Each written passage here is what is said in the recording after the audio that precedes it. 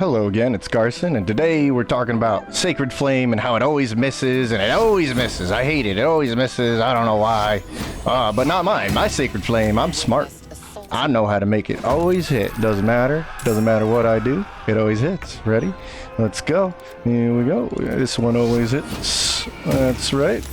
And I am a cleric, you're not gonna hit me this round. Alright. Come on, Gale, what are you gonna do? I'm gonna run up to him. I'm gonna zap him. Alright. Come on over. Come on over. Surely he'll miss with the next two Sacred Flames. Oh, I will. Undoubtedly. I will always miss.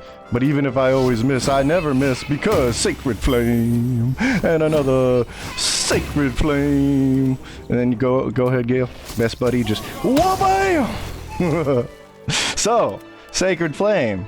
That's weird. It was always hitting. It was always hitting. Look at that. It's not that bad either. Yeah, look at that. Some 27 damage. We're getting Radiant Orbs, all that stuff. But how did he do it? What kind of cleric can always hit with Sacred Miss? Well, that's what we're here to talk about. So let's roll back. Pop out some notes. Bada boom, bada bing. Okay, so let's make Sacred Flame always hit. So as always, I appreciate you guys watching. Trying to entertain you with this one, but also give you a really cool build at the end.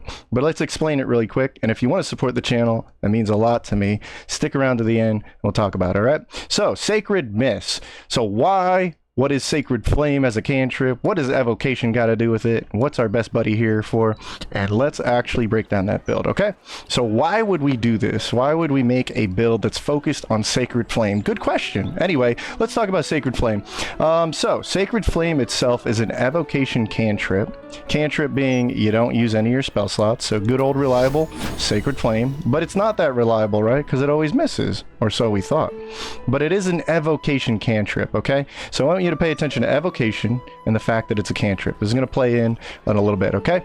So evocation cantrip, it's radiant damage. It starts out at 1d8, but as you can see here, it evolves and gets stronger with you, which is pretty nice because you're not using any spell slots.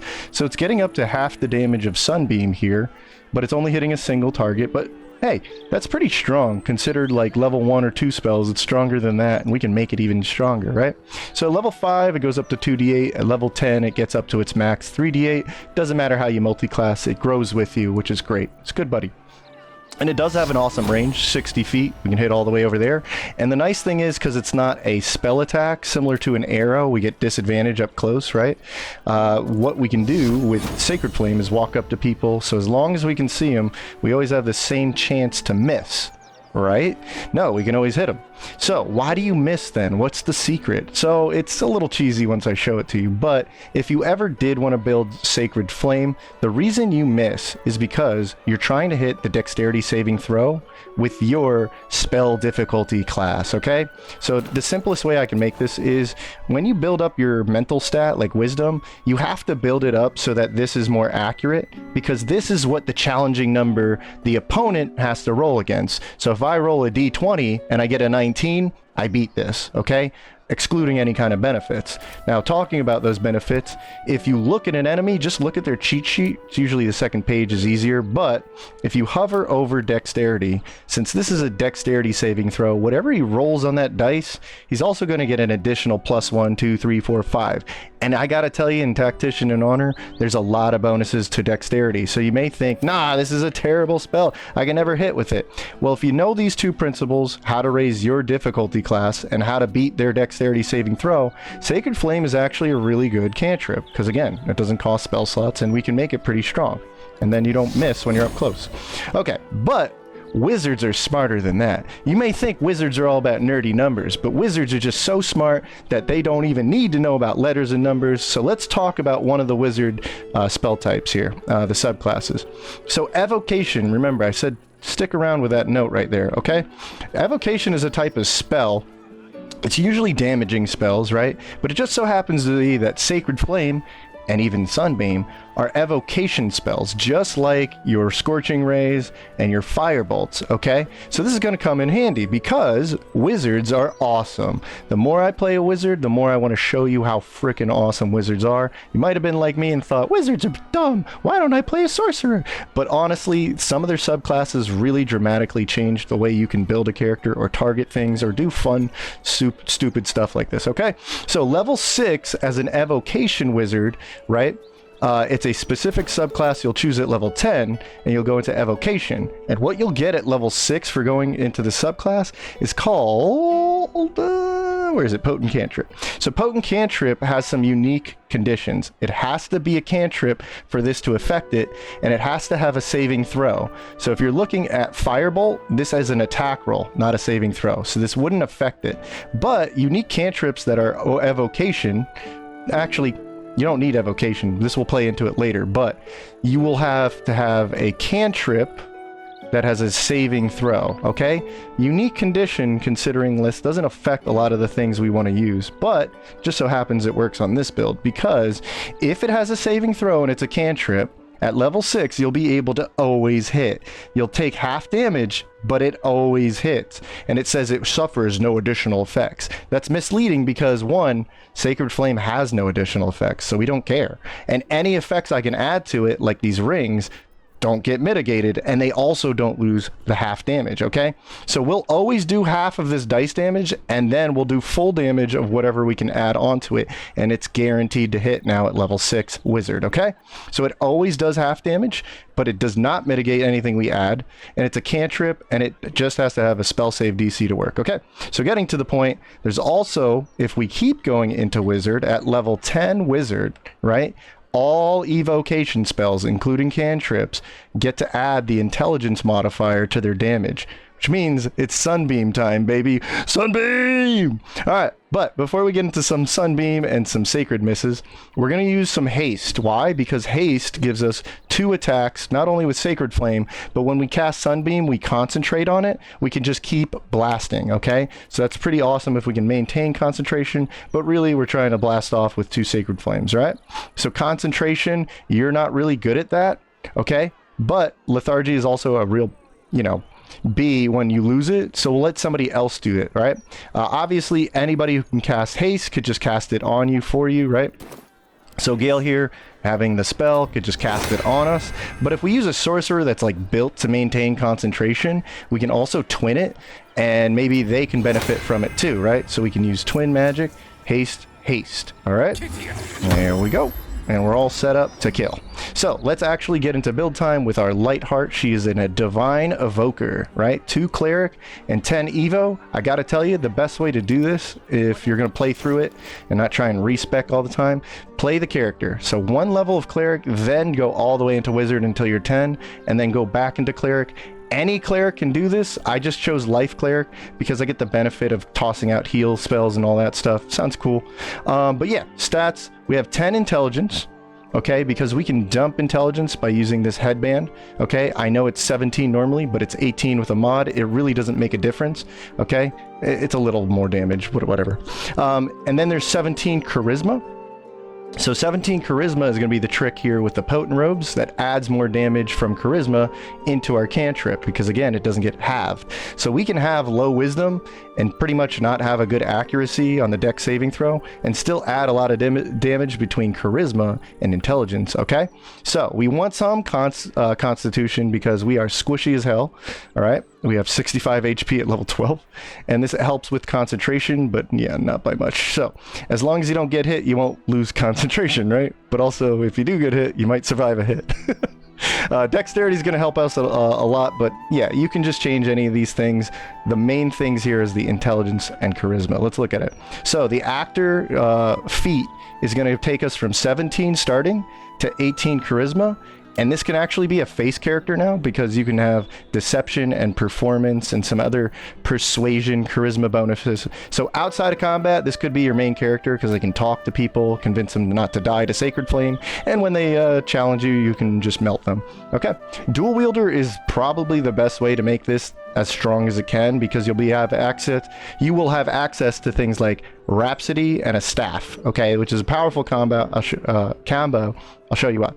So again, the head slot, the easiest way to set this up and have these 2 stats and still have some dexterity and con to survive is the headband of intellect. It may be 17 in vanilla. I would just definitely recommend bringing it up to 18. It was like this in early access. It really should be 18, but okay, cool. But this is obviously going to add a little more damage to our spells, okay? And then we can actually cast some intelligence spells too, and we don't even have, we'll just be 17 intelligence for the rest of the game, so that's great.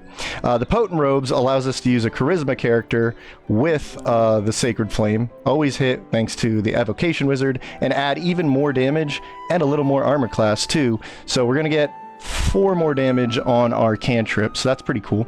Radiant Orbs, if you use the Radiant gear like the gloves and the rings, you'll get Radiant Orbs, which will really help you and your team not get hit by things, which is great about Radiant damage. But we also get 2 more damage whenever we cast Radiant damage, so that's a +2 buff right there.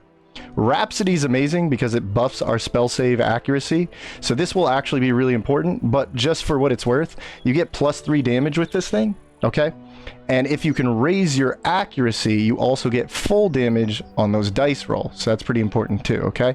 Rhapsody does a lot for us. It really is the best thing if you're trying to make this build, okay? And then we have dual wielders, so we can actually use a staff, which means we can throw out free level 6 spells like Sunbeam, baby!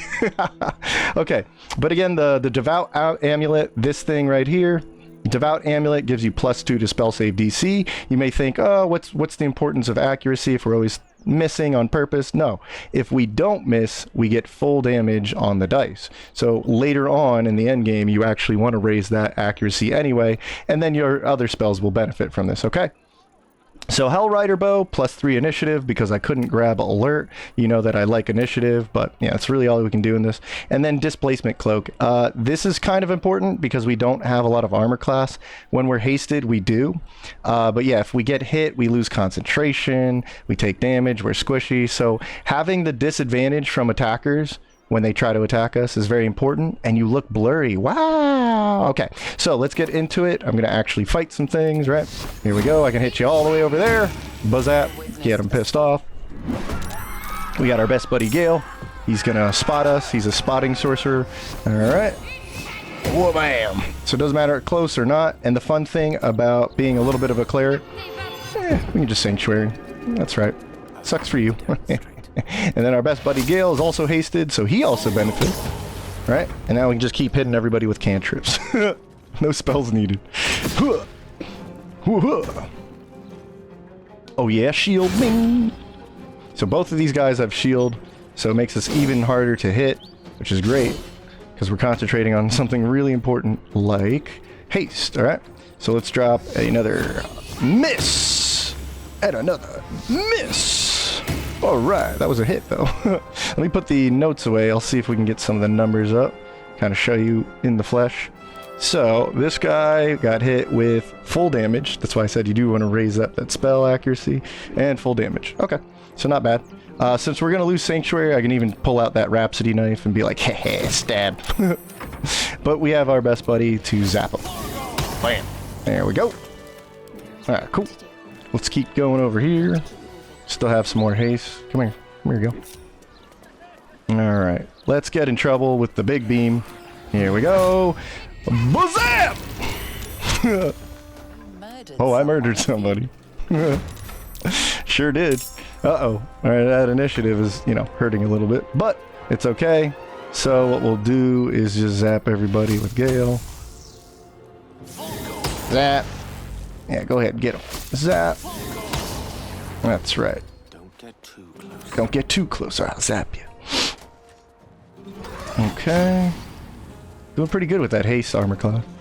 Uh-oh. Don't run away from Gale. Go zap. Nice.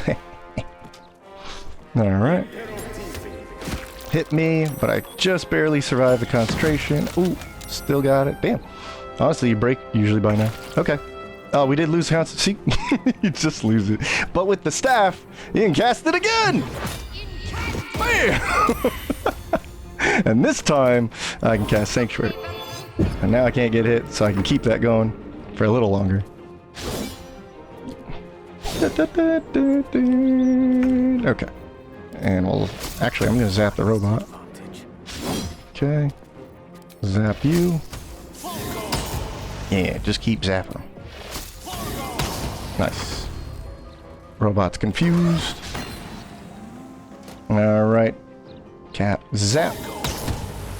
Okie dokie.